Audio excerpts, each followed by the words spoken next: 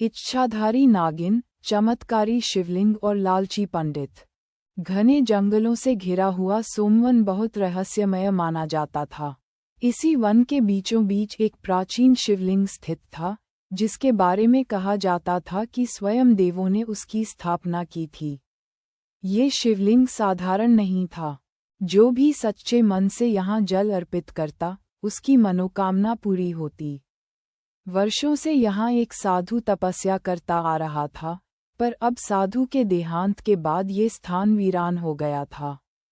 जंगल की शांति में बस हवा की सरसराहट और शिवलिंग से टपकती जलधारा की आवाज़ ही सुनाई देती थी। यही वह स्थान था जहाँ एक इच्छाधारी नागिन अदृश्य रूप में शिवलिंग की रक्षा करती थी। यह इच्छाधारी नागिन साधारण नहीं थी। वह पूर्व जन्म में एक शिवभक्त स्त्री थी, जिसने छल और पाप के कारण नागयोनि पाई थी। महादेव ने उसे वरदान दिया था कि जब तक वह सच्चे भक्तों की रक्षा करेगी और अधर्मियों को दंड देगी, तब तक उसे अपार शक्तियां प्राप्त रहेंगी।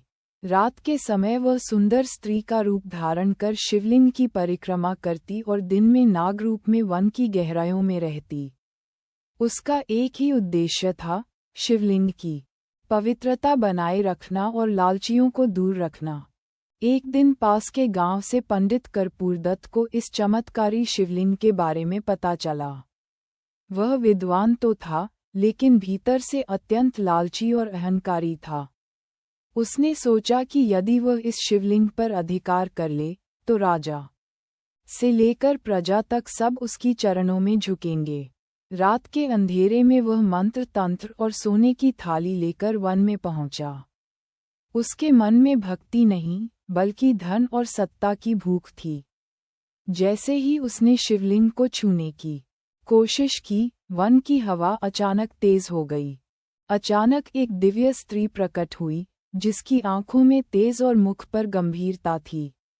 वही इच्छाधारी नागिन थी। उसने पंडित को चेतावनी दी कि यह शिवलिंग केवल सच्चे भक्तों के लिए है, लालचियों के लिए नहीं।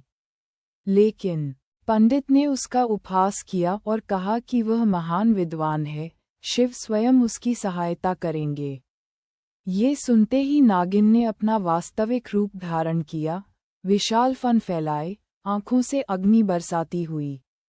पूरा जंगल कांप उठा, पर पंडित फिर भी अपने अहंकार में अड़ा रहा। पंडित ने जैसे ही जबरन मंत्र पढ़कर शिवलिंग को उठाने की कोशिश की, धरती फटने लगी। शिवलिंग से तेज प्रकाश निकला और ओम नमः शिवाय की गूंज से पूरा वन भर गया। पंडित की सारी तांत्रिक शक्तियां नष्ट हो गईं। उसे अपने पाप दिखाई देने लगे, कैसे उसने भोले लोगों को ठगा, कैसे उसने धर्म का व्यापार किया। नागिन ने कहा कि महादेव क्षमा करते हैं, पर पहले पश्चाताप आवश्यक है। शिवलिंग की शक्ति से पंडित का सारा घमंड चूर चूर हो गया। वह रोने लगा और नागिन व शिवलिंग से क्षमा मांगने लगा। तब नागिन ने उसे श्राप और वरदान दोनों दिए। श्राप ये कि उसका सारा धन नष्ट हो जाएगा, और वरदान ये कि यदि वह जीवन भर सच्ची भक्ति और सेवा करेगा, तो उसे मोक्ष की राह मिलेगी। पंडित ने अपना सिर शिवलिंग के चरणों में रख दिया और पहली बार सच्चे मन से जल अर्पित किया। सुबह होने तक पंडित का सारा वैभव नष्ट हो चुका था, लेकिन उसका हृदय शुद्ध हो गया था। वह गांव लौटकर लोगों की निस्वार्थ सेवा करने लगा। उधर इच्छाधारी नागिन ने महादेव की आज्ञा से शिवलिंग की रक्षा जारी रखी।